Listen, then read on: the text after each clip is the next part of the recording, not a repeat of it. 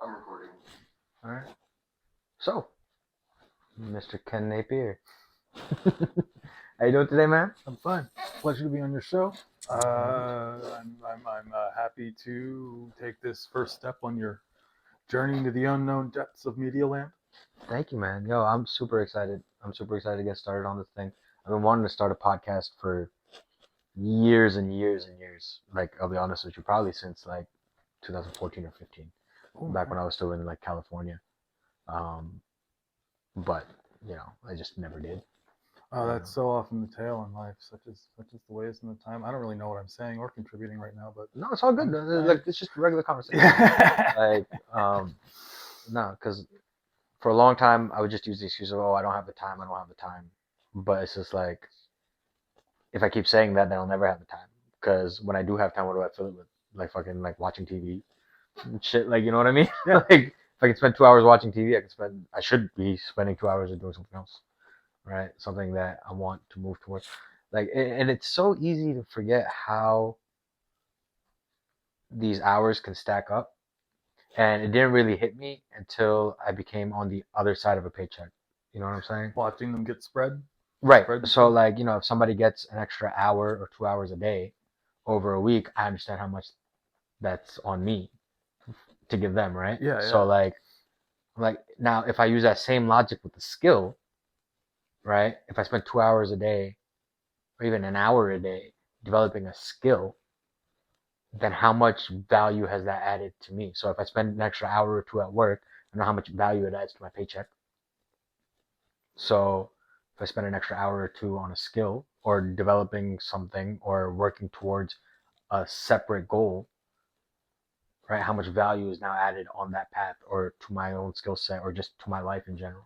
You know what I mean? Yeah, there's a lot to be said for personal enrichment, and I believe I agree with what you're saying about especially in comparison to the other ways that we can spend our time, the things we can do, vegging out in front of a television. Mm-hmm. Sorry, um, Please watch our stuff.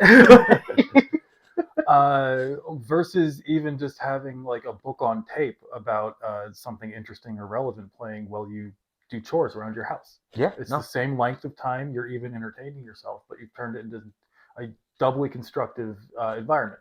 absolutely. That's why I really made a switch over into like podcasts, right? Audiobooks, particularly since they're solely audio, it just doesn't resonate with me. But with podcasts, right, I can keep them as audio, and then when I have like a couple minutes break, I can go look at the video, see what like people are looking like, what their body language is like, and then go back, and then my mind can just extrapolate that as if I'm visualizing the conversation in my head, even though I'm not specifically looking at the screen all the time. So it's pretty cool, and I feel like it's a really good medium. I love talking with people. I like meeting new people. Um, yeah. So my goal with this podcast, um, with podcast specifically. So the YouTube channel overall, I want to document a few different things, right? I want to document the foods I grew up eating, recipes, how to make them at home, because I mean, like there's so many. When my parents came here, right, they had literally no money in their pockets, and they were doing all sorts of jobs. Like my mom delivered newspapers, delivered pizzas, and my dad worked as a waiter in a restaurant, and he was a clerk at a store for like a decade, right, before we finally were able to, get our own store, and before my mom got into IT and stuff like that.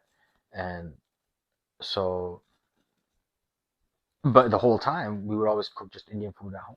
It was always very flavorful. It was always very filling. It was never a feeling of like, oh, we don't have enough money to fill our stomachs this time, because no matter what we were cooking, right, it'd be super economical, like rice, right, vegetarian food, right, meat once a week. You know what I mean? Because my mom is vegetarian, so she doesn't cook meat. So only on my dad's one day off, he would cook a non-veg dish. So that's the only day I eat meat. The rest of the week, it's all vegetarian because my mom's cooking. I You dated a know? vegetarian for 7 years, Yeah. so I feel his pain. Well, no, I mean it's not even No, pain it's not because pain, but because we're Indians. At the end of the day, it's Indian food, whether it's vegetarian or non-veg. It's not like here where the the idea of meat is so permeated into our culinary culture that like it's hard for people to like outside of pizza, like literally a plain pizza, which is vegetarian, is just bread, cheese, and tomato sauce, right? That can be a fine meal for anybody. We But actually just had but pizza. but exactly. But if somebody says, "Oh, I'm gonna go eat vegetarian tonight," people look at you kind of weird. It's Yeah, like, you don't think you think salad and maybe a right, milkshake. exactly. Yeah, nobody Two says, "Oh, I'm French gonna go eat fries. vegetarian tonight and get some fucking cheese pizza."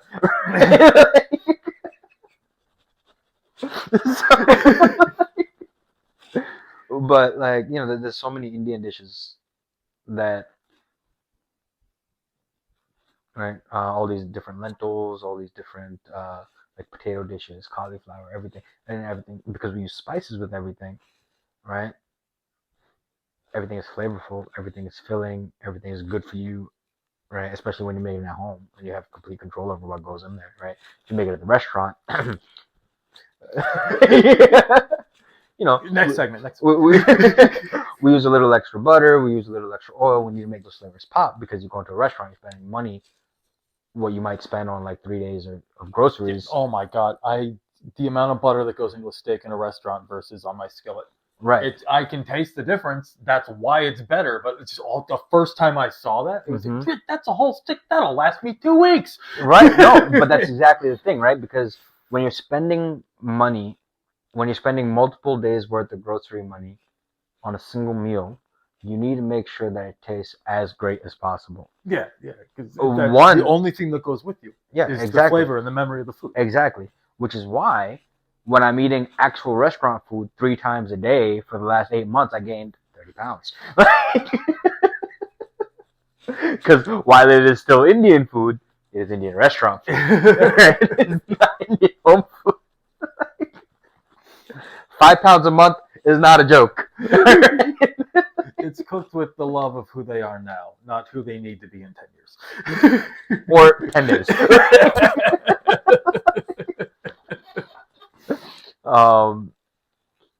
But yeah, man. So like, I want to highlight some of those things because those things that we cook at home, 90% of them, maybe even 95%, is not stuff that you'll find in a restaurant, right? Some of the vegetarian things, sure, right? Like dal, which is like lentils, right? So dal tadka, yellow dal, that's a classic throughout India, um, especially amongst the vegetarians and stuff like that. Um, and sometimes paneer, but to actually make paneer from scratch like we do, it takes 12 gallons of milk to make like a block this big of paneer. So just think of the cost on that. You know what I mean? Um, so it's like, yeah, there's certain things that you can make at home, and there's certain things that you can only get in the restaurant, just because of who's gonna bring 12 gallons of milk home to their house and freaking put it all in a giant cauldron and then boil it and then split it with vinegar and then extract it all, just like how you do with like cottage cheese or ricotta cheese or mozzarella, right? You boil the milk, you split it, and you I take the just fat remember and the everything. cheesecloth. Exactly, and then you put it on the cheesecloth to get all the moisture out, and then you weigh it down. We put like 200 pounds of weight on our Oh god, I've paneer seen that. just haven't made my cheese, to but press everything, to make it hard, make sure all the moisture gets out. 200 pounds pressed on it for like 12 hours, right? Um, and then finally you can go in, and then if you made it even a little bit off, then instead of solidifying into a brick, it crumbles. Right, so if it solidifies into a brick like it should, then you can cut it up into cubes and you get the regular paneers and everything, all the dishes and everything. But if you didn't do it right, then when you cut it, it'll start to crumble, and there's very limited usage of it. So it's such a fickle um, thing. I think you should do an episode on paneer. Oh yeah, I'm planning This on is doing. fascinating to me. I'm trying to picture what you're talking about, Yeah. and I want to see it. It's Yeah. and I love, especially if I were with you at your restaurant, Mhm. I could eat some afterwards. Mhm. Oh my god. Oh yeah, well I mean, yeah, I guess you could hang out at my restaurant for 24 hours while we do this whole thing. Just put a little chair on the ceiling and Right. just hang there. Right. No, but I'm planning on covering all of this stuff in like one by one through the whole series. So just like off the bat with these three main topics, right? One is home recipes, right? Stuff I make at home. Two is menu history. Okay. So we have plenty of items on our menu, and I want to go into the history of how they became parts of Indian cuisine. Right? India is a culture that, well, India as a region, as you know, as a society, has been around for over 5,000 years. Right? Indian culture goes back 5,000 years. Um, a majority of that is Hinduism, but even then, like they have like different cultures, different religions actually, which outside of India come under the umbrella of Hinduism, right? And just how all these different countries in Asia come under the umbrella of Asian over here. You know what I mean? Um, right, right, because there's like Hinduism, there's Zoroastrianism, there's Jainism, there's thisism, there's Buddhism, there's whatever, right? All these different things, and then there's Islam, and then there's like Christianity that came in through. We know how it got there, right?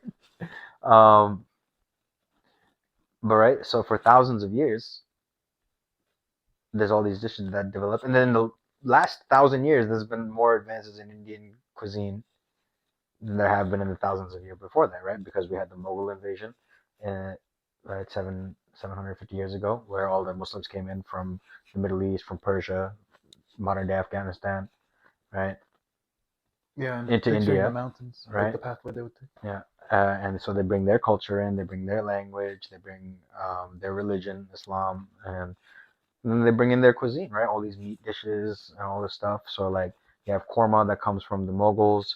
You have India that for a long, long time, to modern day, shares a border with China. So how we have Tex-Mex food over here, mix of American and Mexican food. You have Indo-Chinese food, right? And that's ages old. You know what I mean? So like, and I love Indo-Chinese food. Right? So you have like Persian influence, you have Chinese influence.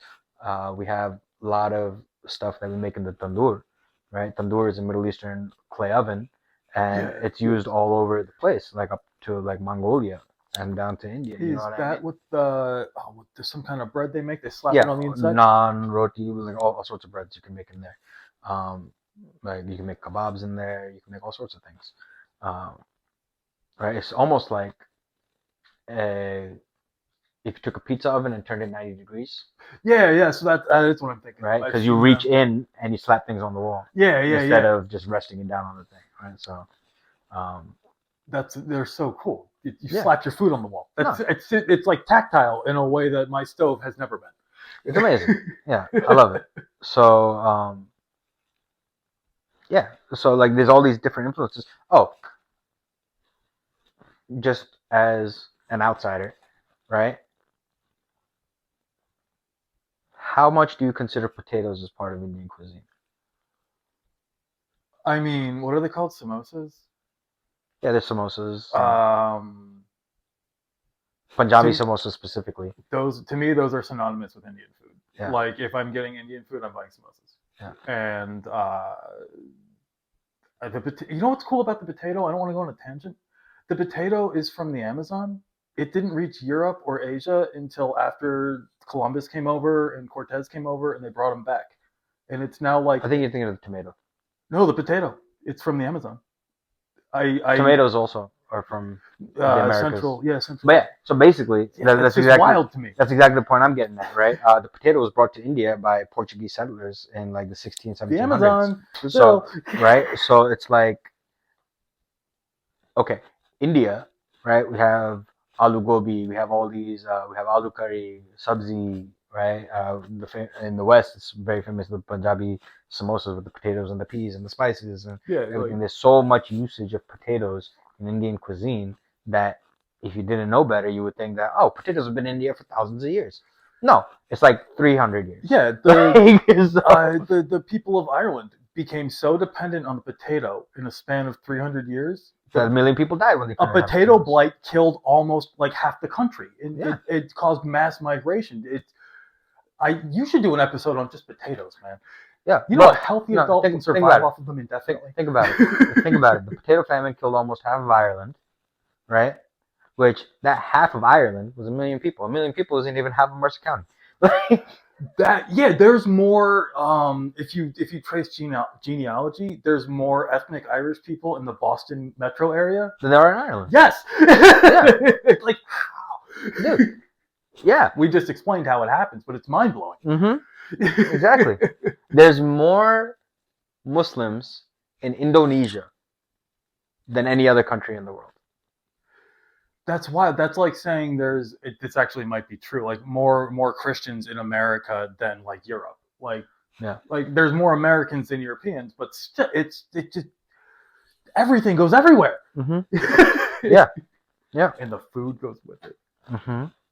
And the food changes too, right? So like what we consider as Indian food today, even just in this slight conversation, I've kind of like displayed as an amalgam of so many different cultures, right? I learned so much, and I mean it. I've like learned so much more European, than I knew this morning. Chinese, right? Middle Eastern, even like up to Mongolian.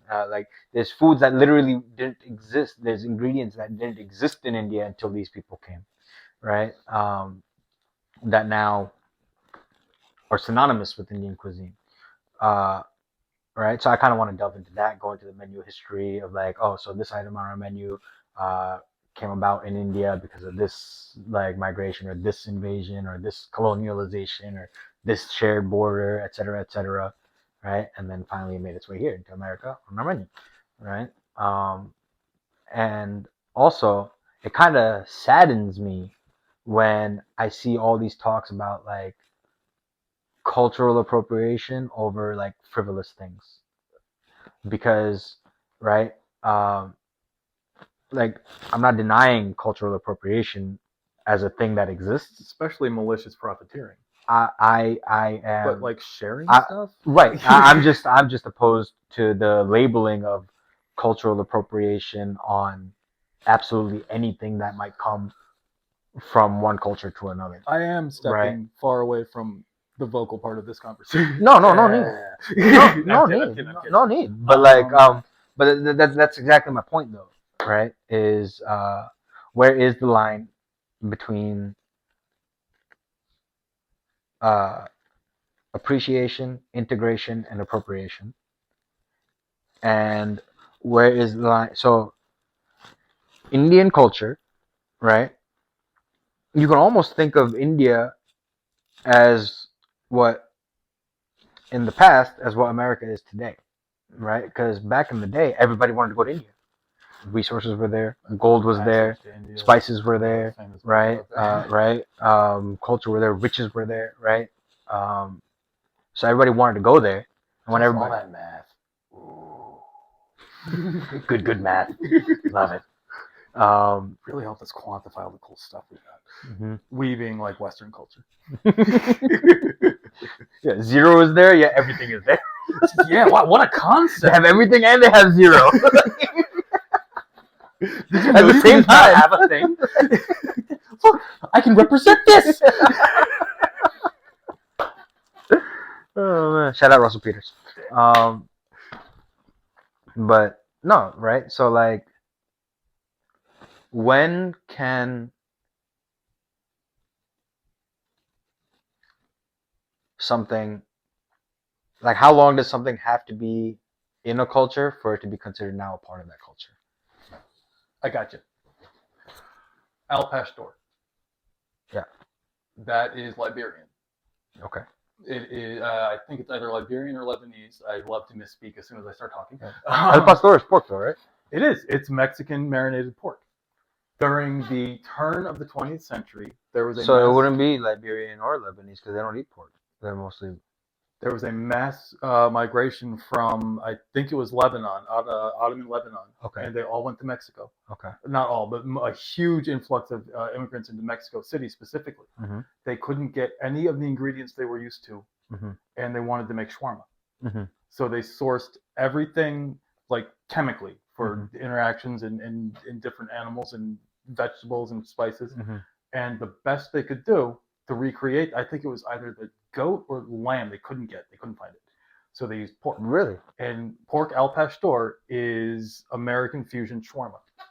And it's one of the first really good concrete examples of like modern fusion food. Interesting. I did speaking not of, believe that the first time I heard it, you know, but that's mind blowing. yeah, it's crazy to think that Your immediate reaction is known for they don't. No one from Lebanon eats pork. How right, is this possible? right, It's just people make do, right, and like I love that story. And you're talking about the same thing. right. Interesting. It's because you're talking about the scarcity of lamb and goat in Mexico, but birria tacos, which are all the rage right now, right? Here they're made with beef, but in Mexico they're made with goat.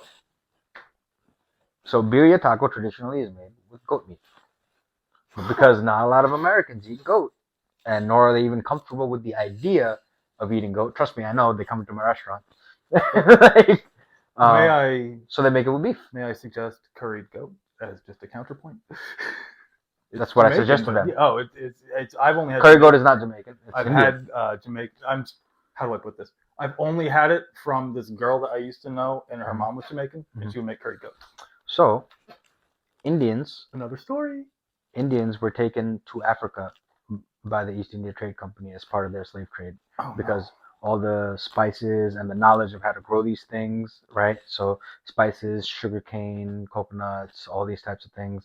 They're in India. The knowledge of how to grow them, knowledge of how to harvest them, and everything was with the Indians. So Indians were taken to Africa and then subsequently here to the West Indies. One of the reasons why it's called the West Indies, and that's why curry goat comes from goat curry. Sugarcane comes from India. Roti, which is a staple in like Caribbean culture, especially Jamaican and Trini, right? It's all comes from Indian food, and that's why you have such huge Indian populations in all these islands, right? Especially in Trinidad, you go to Trinidad, you see a lot of Indians who have historically not been in India, right? My uncle Beka was the manager of a restaurant. Shout out to you, Beka uncle. Um, his family's been in Marshall since the 1800s, but he's Indian, right? A lot of the early Indian entrepreneurs well, like starting from the first Indian entrepreneur in Myrtle Beach, 1979, Mr. PK, and Mr. Bupi Uncle. Yeah, they're from Kenya. They speak Swahili, and of course they speak Gujarati because they're Gujaratis. But right, like their family has been in Kenya since Bupi Uncle's great grandfather. Bupi Uncle is 77 years old. So that's like 1901 or even prior. 1800s. Jesus. So right, there's lots of Indian communities. Actually, today, if you go to the Indian grocery stores, you can find snacks now, right, that are made in Kenya. Indian snacks that are made in Kenya by the Indian populations there. And now the Indian population in Kenya is so large that they can export Indian products out of Kenya. I wish there was like a color-coded map. I mean, you have to accept all the horrible parts of it, of just all of human migration ever. Like, well, I mean, a lot of stuff, right? So they say innovation comes out of necessity, and a lot of times that necessity comes out of oppression. Yeah. Right. So there's Indians in right. I have a friend Ashutosh. He's from Tonga, right? Huge Indian population in Tonga, right? If you look at him, you couldn't tell that he wasn't Samoan, other than the fact that he's so dark and his name is Ashutosh. But yeah, like he has the strength of a Samoan, but he's full Indian, and his family has been in Tonga since the 1800s. Like I'm talking about Indian populations from before India got their independence from Britain, moved out of India, never been back home, but they have like their language, they have at least a significant amount of their culture that's fused with the culture of wherever they grew up. You know what I mean? Like a Tongan Indian is different from a Mauritanian Indian, is different from a Trinidadian Indian, is different from a Kenyan Indian. They're all Indians, right?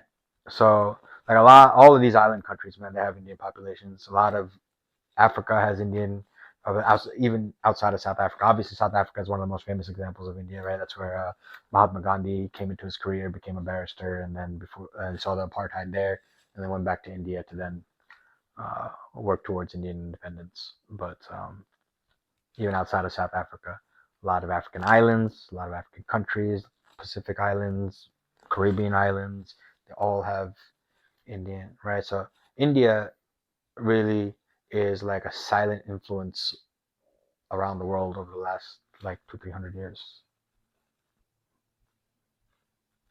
I've gone off. I did imbibe in a little bit of local fuel.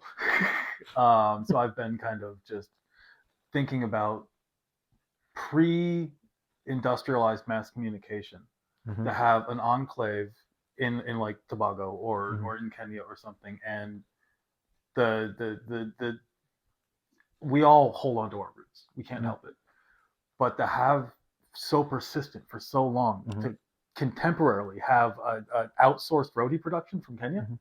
that's just like Not roti production, snacks. snacks. Sorry, I but mean, to there like might be roti production, but I mean, potentially like sorry. within Kenya, sure.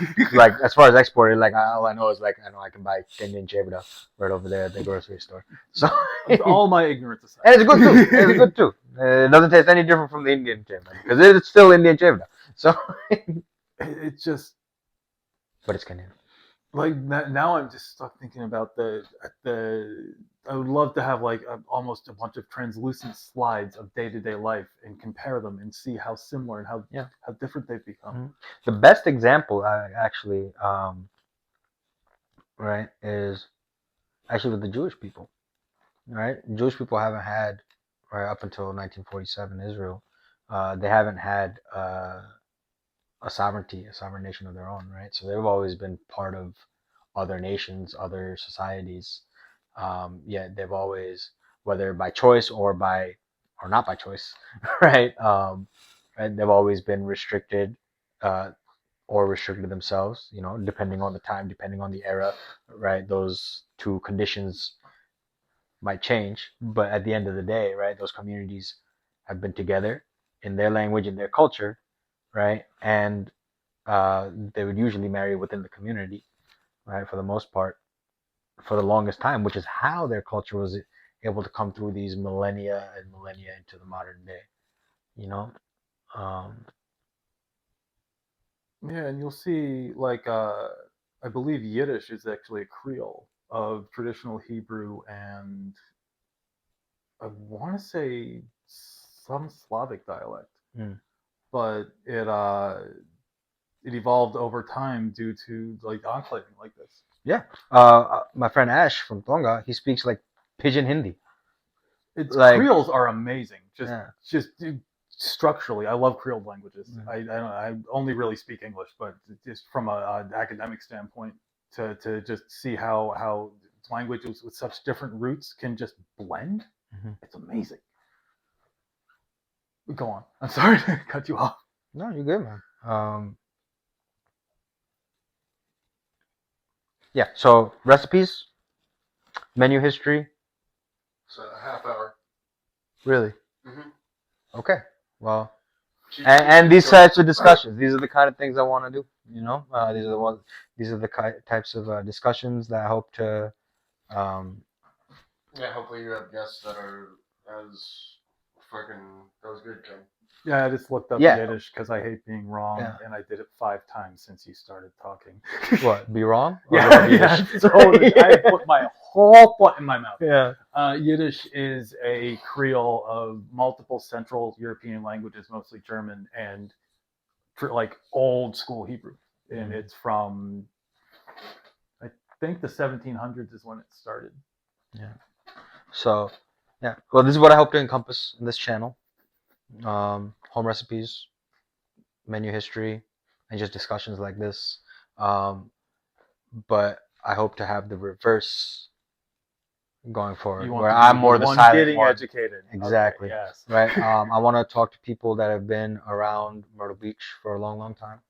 Right. I'm gonna have a few people that I know who I want to talk to off the bat. Right. I have about 5 people in mind. Right. Um, I really want to get into the history of the Indian community in Myrtle Beach. Right. Especially because we have the first Indian restaurant in Myrtle Beach, one of the very first Indian restaurants in all of South Carolina. Right. We've been here for 42 years in the same location. Not here. This is New Jersey. That is correct. Um, yeah. So for 30 years, we're the only game in town. The only game in town. That's a great name for a card shop. Yeah, I think I've seen one. I've seen a few. No, normally I see like the best game in town or something like that. Oh yeah, Yeah. or Final Boss or something. Yeah. Shout out Final Boss. So yeah, that's what I want to do. Yeah, man. It's been great. Your inaugural episode. Thank you. Or your pilot. Yeah, my pilot. This is my yeah, exactly. This is my pilot. It's not gonna be like the pilot that airs, but this is the pilot that gets pitched to the bosses.